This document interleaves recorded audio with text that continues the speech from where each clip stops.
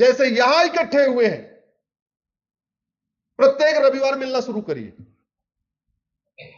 संगठित होकर सांसद को पकड़ना शुरू करिए, विधायक को पकड़ना शुरू करिएगा। एक बात याद रखिएगा, अपने दिमाग से निकाल दीजिए कि सांसद विधायक किसी पार्टी का होता है। जब तक वो चुनाव लड़ता है तब तक वो किसी पार्टी का होता है। जैसे वो चुनाव जीतने के बाद संविधान की शपथ ले लेता है, वो किसी पार्टी का नहीं होता, वो देश का हो जाता है। सांसद, विधायक, मंत्री, मुख्यमंत्री को वेतन भत्ता, गाड़ी, बंगला free, air ticket free, rail ticket कोई पार्टी देती है क्या? जोर से बोलिए जरा, कौन देता है? सब लोग मिलकर देते हैं। इसलिए ये दिमाग से निकाल दीजिए कि ये मेरा सांसद है, मेरा सांसद नहीं है। सांसद, विधायक, मंत्री, मुख्यमंत्री किसी पार्टी के नहीं होते हैं, वो देश के लिए होते हैं। उन्होंने संविधान की शपथ लिया है, संविधान को बचाने की शपथ लिया है, और संविधान कहता है घुसपैठ के खिलाफ कठोर कानून बनाओ, राष्ट्र की सुरक्षा के लिए जो जो काम करना है वो सारे काम करो। यानी घुसपैठियों को अगर फांसी देना है तो फांसी दो, लेकिन घुसपैठ बंद करो। सांसद को पकड़िए, विधायक को पकड़िए और उनसे एक सवाल पूछिए कि ये भारत में 6 करोड़ घुसपैठिए कैसे आ गए? मुझे ये बताओ, चीन में कितने घुसपैठिए हैं, दुबई में कितने घुसपैठिए हैं, अरब में कितने घुसपैठिए हैं, अबू धाबी में कितने घुसपैठिए हैं, फ्रांस में कितने घुसपैठिए हैं? बताओ मुझे कितने। और नहीं है तो भारत में क्यों है? इनको फांसी देने का कानून कब क्यों नहीं बना रहे? इन पे एनएसए क्यों नहीं लगाते? यूएपीए क्यों नहीं लगाते? देशद्रोह क्यों नहीं लगाते? दूसरी समस्या है धर्मांतरण। धर्मांतरण कैसे रुकेगा?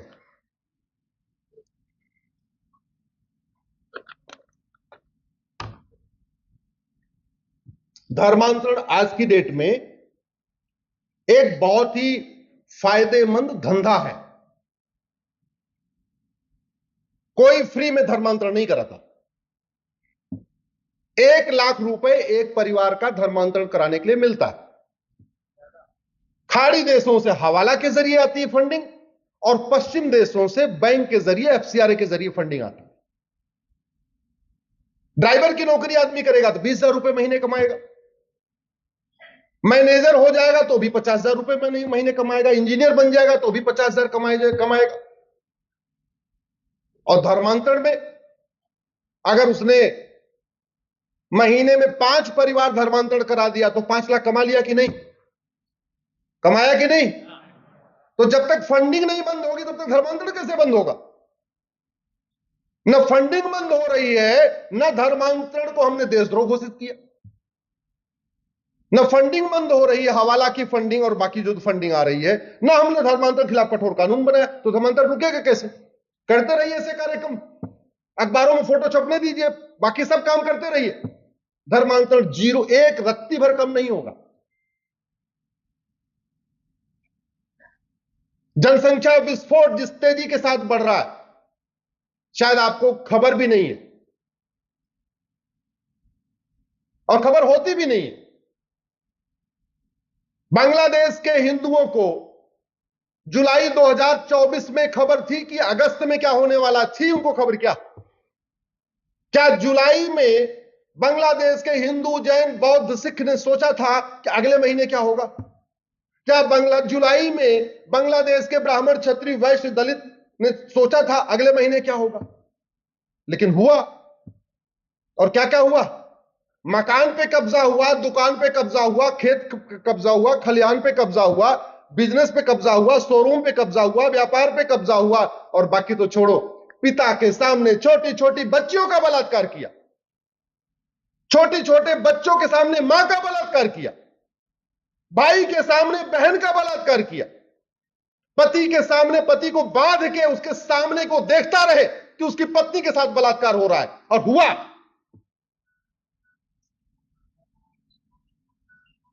और वो बांग्लादेश नहीं, वो ईस्ट बंगाल है, वो बंगाल का हिस्सा है। बंगाल को 2 टुकड़े में बांटा गया, एक ईस्ट बंगाल बना, एक वेस्ट बंगाल बना। वेस्ट बंगाल हमारे पास आया, ईस्ट बंगाल पाकिस्तान में चला गया।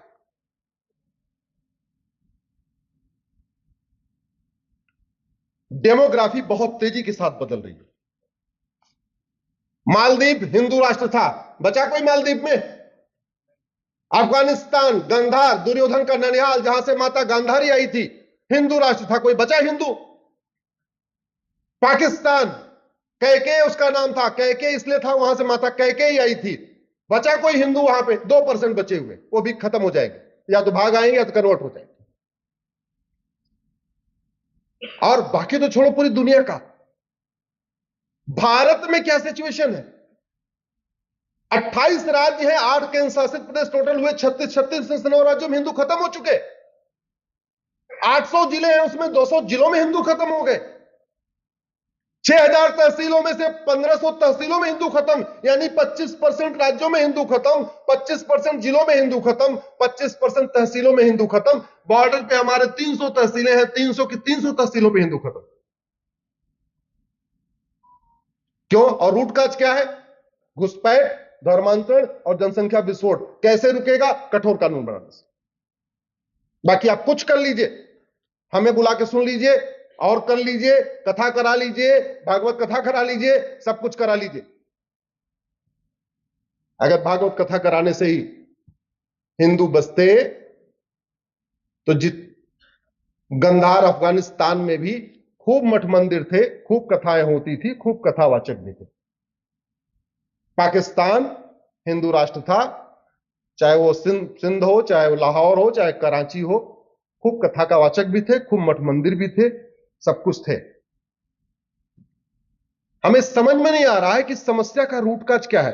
अच्छा बाकी तो छोड़ो, एक काम करना, अपने महाराष्ट्र का, अपनी लोकसभा का 1999 की वोटर लिस्ट और 2024 की वोटर लिस्ट को एक बार चेक कर लेना।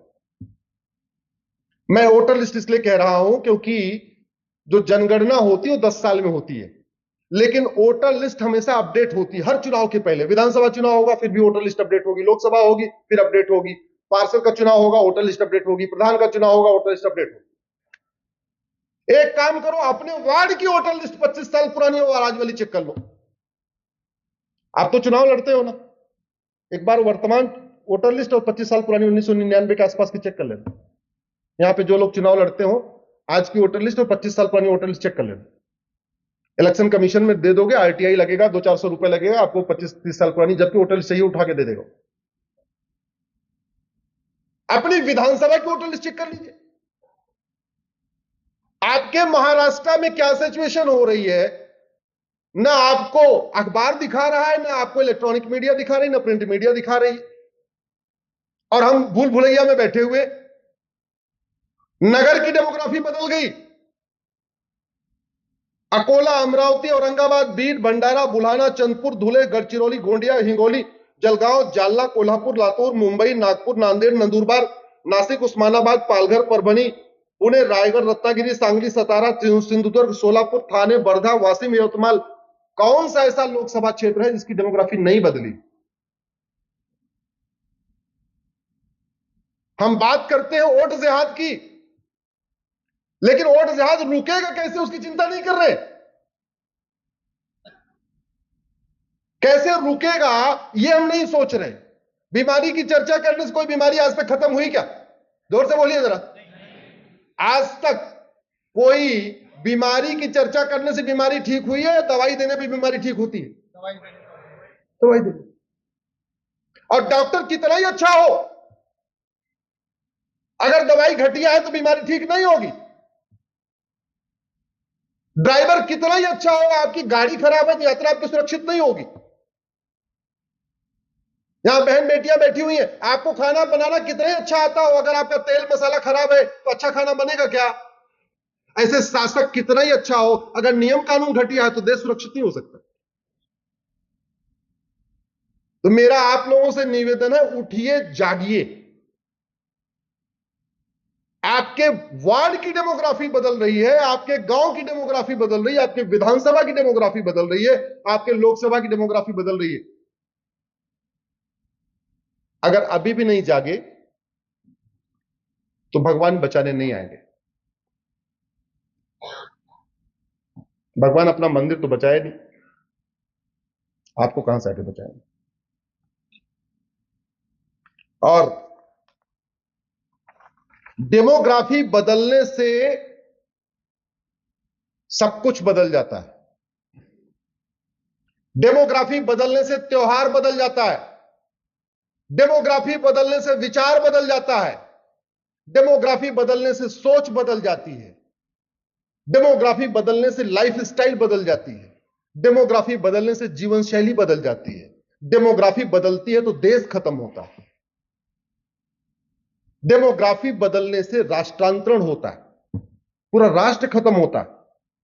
डेमोग्राफी बदल रही है इसलिए वसुधैव कुटुंबकम की भावना खत्म हो रही है, डेमोग्राफी बदल रही है इसलिए सर्वमंगल मांगल्य की भावना खत्म हो रही है, डेमोग्राफी बदल रही है इसलिए समता समानता समरसता की भावना खत्म हो रही है, डेमोग्राफी बदल रही है इसलिए यत्र नारस्तु पूज्यते रमन्ते तत्र देवता की भावना खत्म हो रही है।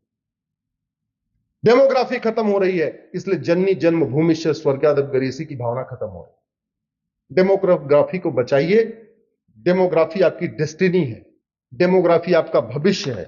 और डेमोग्राफी के लिए जो 3 बड़े खतरे हैं, घुसपैठ, धर्मांतरण, जनसंख्या विस्फोट, और 2 और बड़े खतरे हैं, ड्रग और अश्लीलता। एक तरफ बड़े प्लान्ड वे में घुसपैठियों को बसाया जा रहा है, धर्मांतरण किया जा रहा है, जनसंख्या विस्फोट किया जा रहा है, और दूसरी तरफ फंडिंग करके अश्लीलता फैलाई जा रही, जिससे हमारी यंग जनरेशन अश्लीलता में डूब जाए। वो सुबह से लेकर शाम तक रील देखती रहे, सुबह से लेकर शाम तक सीरियल देखता रहे, सुबह से लेकर शाम तक एपिसोड देखता रहे, वो फूहड़ फिल्में देखता रहे। और किसी देश को बर्बाद करना हो तो केवल आप 2 काम करिए, उसकी यंग जनरेशन को नशेड़ी बना दीजिए और अश्लीलता में डुबो दीजिए, वो देश खत्म हो जाए, लड़ने की उसकी भावना खत्म हो जाएगी। अरे जब व्यक्ति नशेड़ी हो गया तो उसको क्या मतलब है कि छत्रपति शिवाजी महाराज ने कितना बलिदान दिया, संभाजी महाराज ने कितना बलिदान किया, हमारे ऋषियों मुनियों ने क्या किया, या हमारे गुरुओं ने क्या किया, सिख पंथ ने कितना बलिदान किया। नशेड़ी व्यक्ति के पास समझ में आएगी क्या? और बड़े प्लान्ड वे में उन्होंने इसका एक्सपेरिमेंट किया और सफल भी हो गया। भारत का जो सबसे मजबूत प्रदेश था, जहां सिख पंथ की स्थापना हुई, जैसे इधर आपका महाराष्ट्र, हमारे 2 सबसे मजबूत क्षेत्र हुआ करते थे। सनातन संस्कृति को बचाने में 2 महापुरुषों का सबसे बड़ा योगदान है, उसे अनेक महापुरुष है, लेकिन 2 का सबसे बड़ा योगदान, एक छत्रपति शिवाजी महाराज और दूसरा गुरु गोविंद सिंह। एक महाराष्ट्र में और दूसरा पंजाब में।